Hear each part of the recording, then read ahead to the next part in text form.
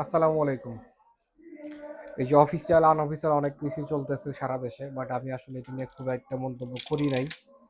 আজকে একটা জিনিস একটু ক্লিয়ার করতে চাচ্ছিলাম, সেটা হচ্ছে আমার এই যে একটা ফোন আছে, দেখেন এটা হচ্ছে 16 Pro Max। একটু কাছে আসো, বিলটা দেখাও। এটা 16 Pro Max, এটা দেশের বাইরে থেকে কেনা, তার হচ্ছে ক্যাশ পাবো।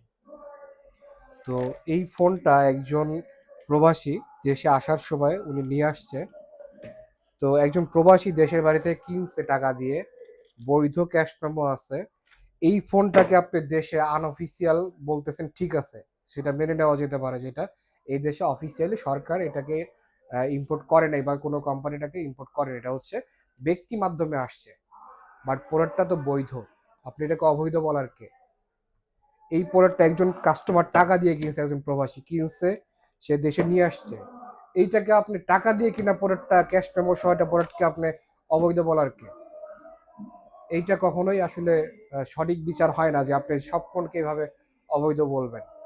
তো এই ফোনগুলা লাগেজ আইন অনুযায়ী একটা মানুষ, একটা কাস্টমার, একটা হচ্ছে যারা দেশের বাইরে ট্রাভেল করে, একজন দুইটা ফোন নিয়ে আসতে পারে। তো সারা দেশে প্রতিদিন প্রায় 16,000 যাত্রী দেশের বাইরে থেকে দেশে আসে।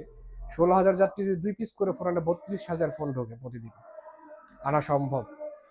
তো এই 32,000 ফোন যারা এরকম বৈধ টাকা দিয়ে কিনবে এবং সেই দেশে এটাকে ট্যাক্স পে করে ক্যাশ পাওয়া সহ নিয়ে আসবে, সেই ফোনটাকে আনঅফিসিয়াল বলা ঠিক আছে, কিন্তু অবৈধ বলা যায় না। এই ফোনটাকে যদি আসলে অবৈধ বলেন, তাহলে ভাই আই লাভ অবৈধ।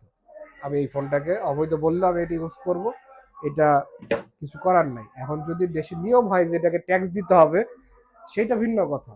কিন্তু এটাকে অবৈধ ফোন, ক্লোন ফোন, নষ্ট ফোন বলতেছেন যারা, রিফারবিশন বলতেছেন যারা, যে সমস্ত কোম্পানির মাথা মোটা লোকেরা, তারা পারলে এই যে একটা ফোন, এই যে ইনটেক ফোন, এই যে দেখেন অ্যাপেল ইনটেক ফোন, এখানে চেক করলে দেখা যায় সিলটা অরিজিনাল না ডুপ্লিকেট। এই সিলটা ছিঁড়ে ফেলার পরে পারলে আপনি এরকম একটা সিল বানায় দেখায়, আমি বিজনেস ছেড়ে দিব।